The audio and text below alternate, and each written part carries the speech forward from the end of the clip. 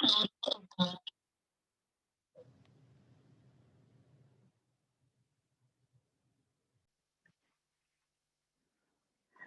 comadres. Welcome to your full moon report. Today, the full moon is in Sagittarius. And not only is the moon in Sagittarius, but it is also a total eclipse.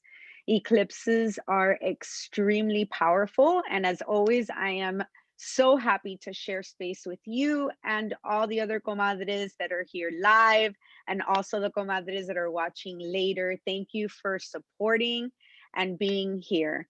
I have so much information because, as I was saying, eclipses are powerful, and these are powerful alignments, and we are in the midst of eclipse season. This full moon is in Sagittarius, and when eclipse happen, they happen in the nodes of the moon. So I'm always talking a lot about the nodes, but just to recap, the moon has two nodes, north node and the south node. The south node tells us what we're coming from, either personally or collectively. And the north node tells us where we need to go to in the future, or where would the energy is moving towards, again, personally or collective.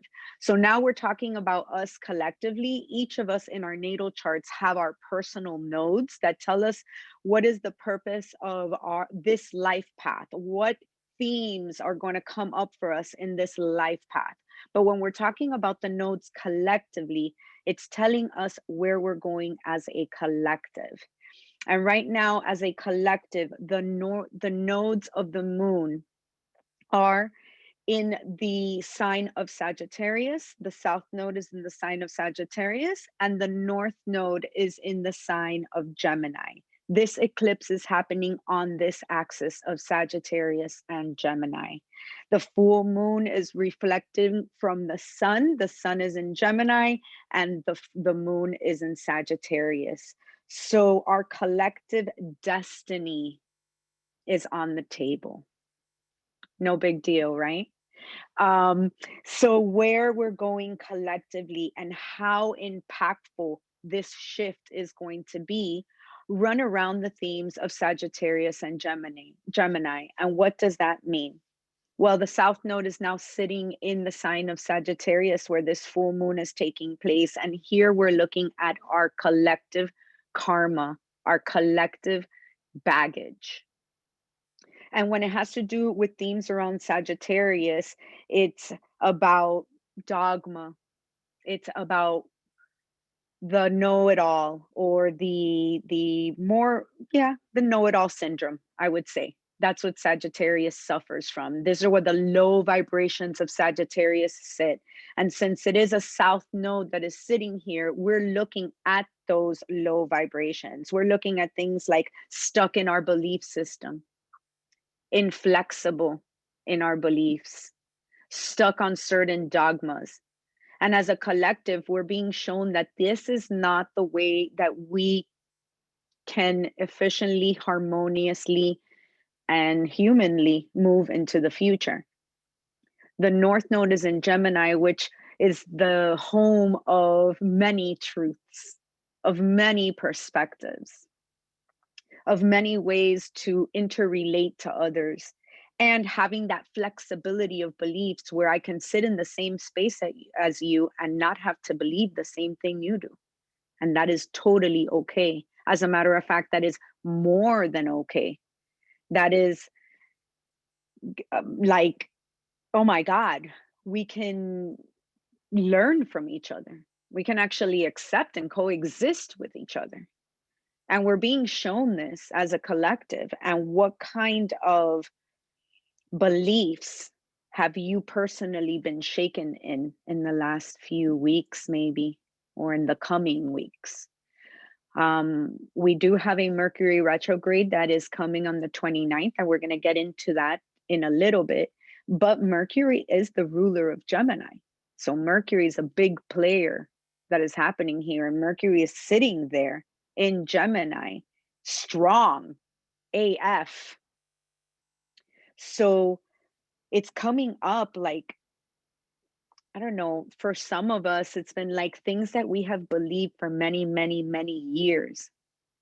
We could find ourselves shifting that belief very quickly.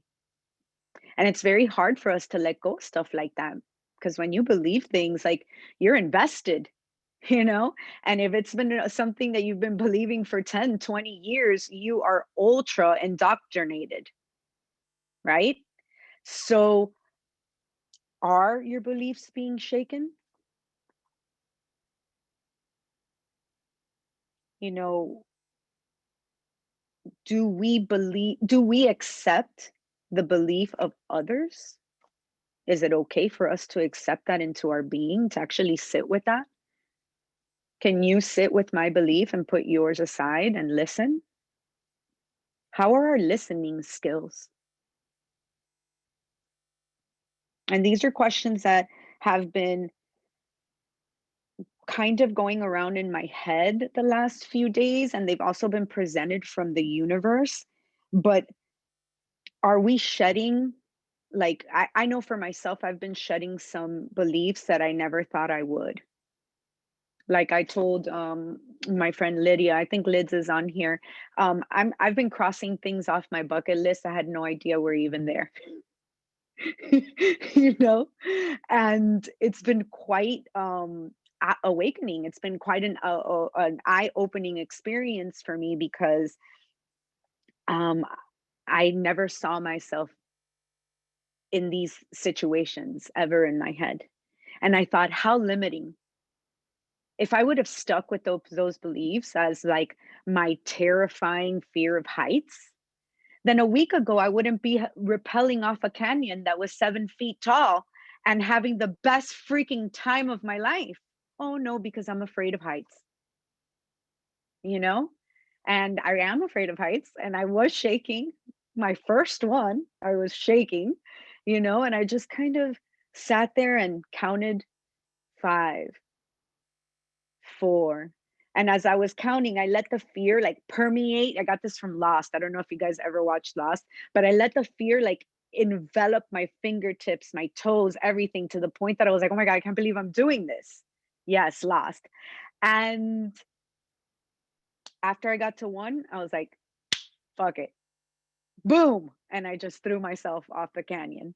And after the first one, I was like, where's the next one? Where's the next one? Where's the next one? And I never thought that I would do that ever in my life. So that is a positive kind of way of looking at this, which allowed me to step out of my own limiting truth into the truth of these mountaineers and these people that told me that I was going to be completely safe and completely okay, and to trust my gear and to trust my rubber and to trust my legs. And I I thought, wow, what an interesting way of being challenged in my beliefs, right? Now, I know a lot of us have been going through other types of challenges, maybe with the way we think around our families, or maybe the way we've been thinking around our friends, where we find that we're not resonating as much with the same group of people that we have before, or where we're not as invested in conversations that we would have partaken before and been actually a part of, and now we feel separate from. It doesn't have to be as exciting as throwing yourself off a canyon like me, but subtle things, subtle changes in the way you're showing up, in the way that you are engaging with others, where you may feel like, wow, I just don't care anymore, or I'm just not interested in this anymore, or I just don't align myself with these beliefs anymore. It happens a lot with people who maybe have been vegan all their lives, and then all of a sudden their body is not allowing them to continue that kind of lifestyle, but they have a lot of animal rights things that are attached to these beliefs, and or maybe health things that they are, really really invested in, and then having to change their diet all of a sudden, or vice versa, going from animal product to full vegan. Or these are the kinds of things people are finding themselves into. It's coming up with vaccination. It's coming up with belief in governments. It's everywhere. And we are in this kind of war of beliefs and what you think versus what I think. So I believe this Mercury retrograde and this full moon in Sagittarius is bringing that up, is giving us a glimpse as to where we've changed and where we need to embrace this change. Your truth is your truth simply because it's yours and you arrived at it. You don't need to prove it to anybody. You don't need to defend it. That's the cool thing about truth. It just is, you know? So, where are you finding yourself humbly letting go of the shit that you thought that you believed before and now is not even relevant to you? You know, come up with your own examples, reflect on your own examples. You know, if it's not coming up for you right now, that's fine. You know, maybe later on when you're sitting, or maybe, you know, when you're dreaming. The the thing with this Mercury retrograde that's coming up is that it has a hard square to Neptune, which is the planet of illusion and delusion. So we're going to get into that a little bit later, but it's going to be harder and harder for us in the coming weeks to stand in that truth, because the media might be coming at you with something different. Neptune rules the media. Delusions that come from um, fantasies, you know, things that people hang on to. Um, Overindulgence is a theme. Escapism will start coming up. And, you know, I'm not going to sit here and tell you that this year or in the coming years, things are going to get easier, because it just looks in the astrology like we're going to be going through challenges and challenges and challenges for the next few years. But how are you embodying compassion? How are you embodying joy, truth that we've talked about already, and love? These things that I've just mentioned are available to you no matter what the circumstances are. Always, always. Sometimes it's easier to feel them, sometimes it's harder to see them, but I promise that they're always available if you go inward and you ask yourself, am I being a compassionate with myself first? Can I actually squeeze joy out of this moment simply because I'm breathing and I'm alive and I get to have these reflections? Bring it down to the humbleness, because South Node in Sagittarius is high ego. It rules high intellect, it rules philosophy, it rules the adventure, the explorer. But sometimes these themes can get in your head and you can get caught up in your ego. How are we maintaining balance to keep humble and understand that our truth is our truth, but everybody else has theirs too? And it's cool. It's good. This is how we keep learning from each other. This is how we keep sharing ideas and activating our minds, our ideals, our insights. And maybe those people that we've been talking about that you're just not jiving with anymore, or those conversations that you're just not jiving with anymore, maybe it's because they're not challenging you enough in your belief system. Do you always want to go to the same person that's going to be like, oh, yes, you're right, Linda. Yeah. Oh, no, you're right, Annette. Yeah, always. Who needs a yes girl or a yes guy? I want you to challenge me. I want you to uplift me. I want you to up level me. Tell me how you see me, because obviously I have a blind spot and I'm not seeing myself that way. Please. Share with me the way you see me, and I'll share with you the way I see you.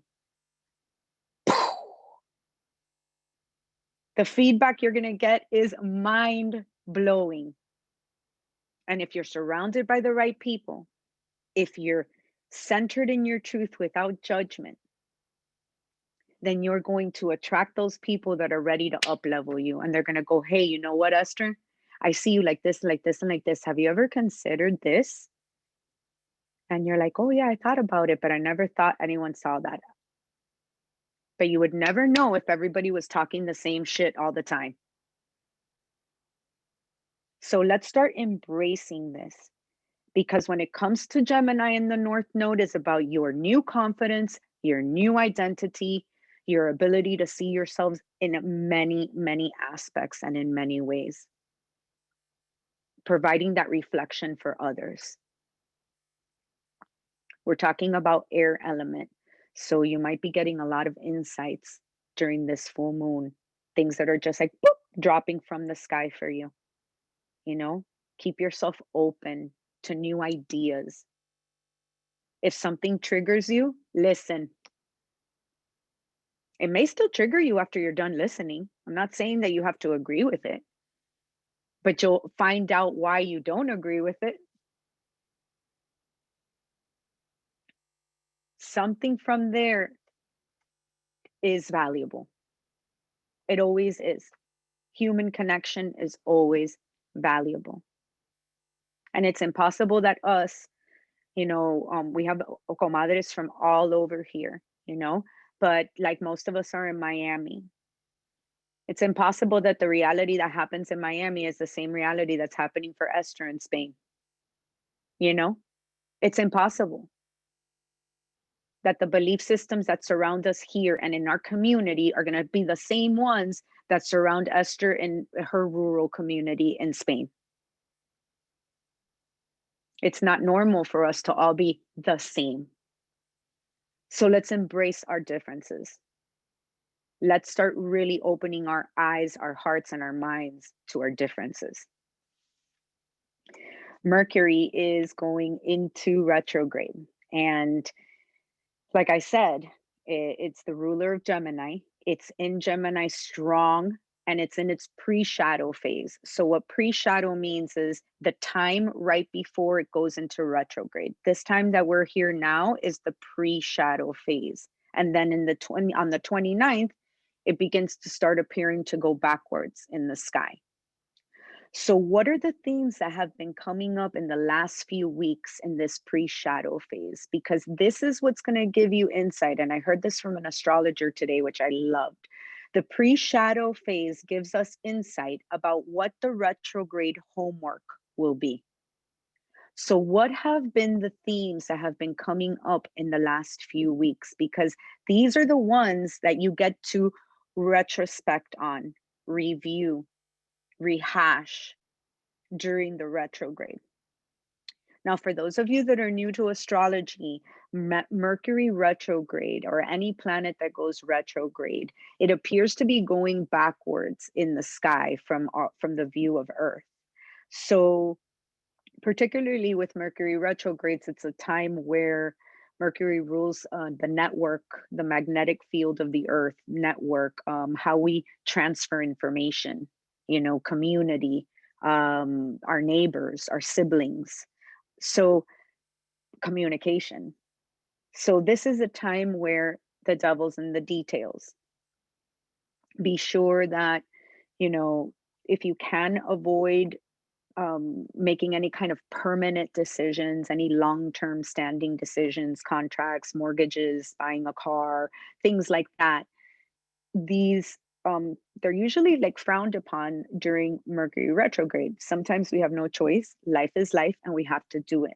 So the best advice that I like to give during a Mercury retrograde is that the devil is in the details. If you do have to make long-standing decisions or permanent decisions or things that carry a lot of weight, be very mindful of the details. Fine tooth comb everything. Ask extra questions. This can come with a lot of confusion. Like I said, during this Mercury retrograde, it's pretty much going to be in a hard aspect with Neptune. a hard square most of the time. So more confusion, more delusion. It's muddy thinking, muddy thoughts, feeling like you're in the dream time most of the time, you know? So even more because of that aspect, try to avoid, and if you can, be meticulous about what you're signing or what you're committing to. The retrograde begins May 29th and it ends June 22nd. So we do have a new moon in the middle of that around the 10th of June. So look for shifts, you know, if you can't avoid signing something or committing to something, see if you can move it towards the 9th or the 10th of June, at least extend it, because that's when the sun comes back around and goes into Gemini. And then there's a shift there, there's a clarity there. If you can't wait till the 22nd of June, then maybe try to do it after the new moon or around the new moon. Because once the sun comes in, there will be a shift. The sun always promises a shift, a clarity. Okay. And then, like I said, it will go direct on the 22nd. So once it goes direct on the 22nd, Mercury is going to be supported by Saturn in a trine with Saturn on the 22nd. So Saturn is going to be supporting this forward movement. So whatever you've been reviewing during Mercury retrograde, whatever has come up for you, once it starts going direct and it has the support of Saturn, that is pretty good foundation for whatever it is that you're going to launch forward. That's the right time. If you can wait till the 22nd, not only is Mercury going direct, but it has a trine with Saturn, which is a very good foundation here. It's what Saturn is what keeps us weaved in time. So it helps with manifestations to get things going, not only get them going, but get them going in a solid way. So having Saturn like supporting you and having your back is a really good thing, you know.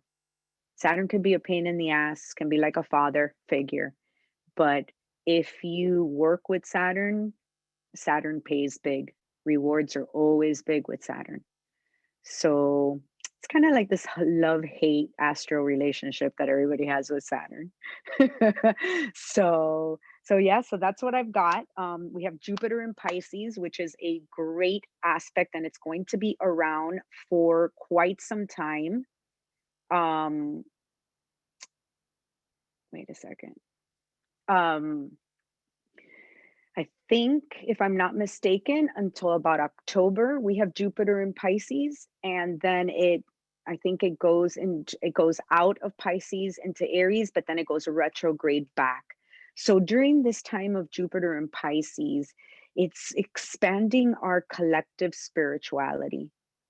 It's really allowing us to see things from a spiritual sense, from a compassionate sense, from a humanitarian sense. With Pisces, there is no boundaries. It's all about the collective as a whole.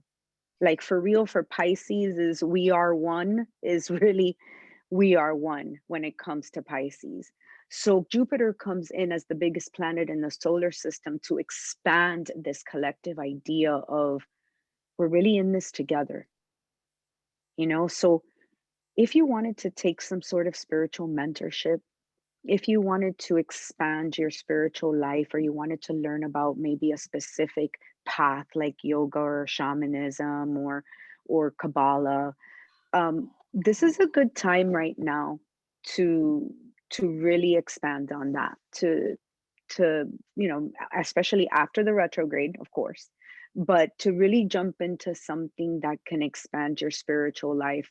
If you're having trouble connecting with others, if you're having trouble seeing things in a bigger picture, without getting bogged down by by mundane or identifying beliefs. It's giving us an opportunity to really connect at a collective level in a way where we can have compassion for others. You know, there's a lot of divisiveness that is happening right now, and this is something that we're going to continue to see because leaders and guides and at least mine have been telling me that this divisiveness has to happen for unity to come. There's a lot of things that we need to work out between us for us to then unify as a collective. And even though it looks like shit right now and it's really, really, really painful to watch, um, allow yourselves to remember that there is a collective reason why we are going through all of this. And it is okay to engage because it's necessary. We're not going to spiritually bypass because we know that in the end it's about unity. No, engage in your lives. Engage in the things that you feel passionate about. Fight for your right for whatever it is because it's just as important here to transmute and transcend all the pain and all the shit that we're going through. But do it in a way where you know that collectively we're moving towards unity. That is the end game here.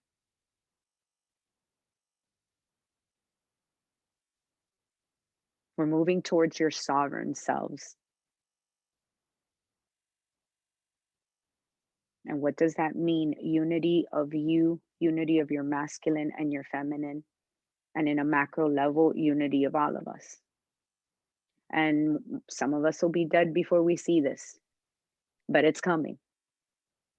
And these are the things that have to happen along the way. So for us to really, really take advantage of this moon, find find ways where if you're stuck in your beliefs and it's not working for you anymore, find ways to shed it. Or if you truly believe something and that is your truth, whether everyone in your life is against you, that's something to pay attention to as well. What we're believing, how we're believing it, how respectful we're being around those that share or do not share that belief. It's really important to get clear on that because it will just get muddier and muddier and muddier and muddier. Okay? So thank you.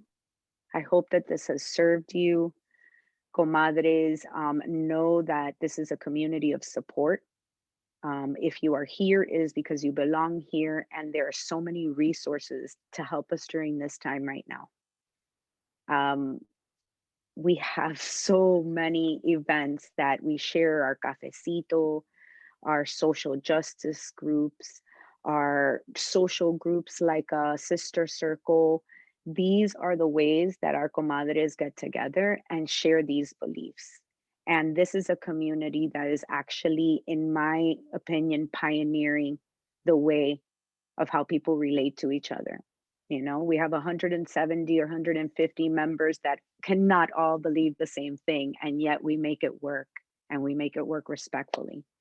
So if you're looking for community, if you're looking for that example in the flesh, this is a place to be. If you're watching this on YouTube, find a link to the website, find your way here.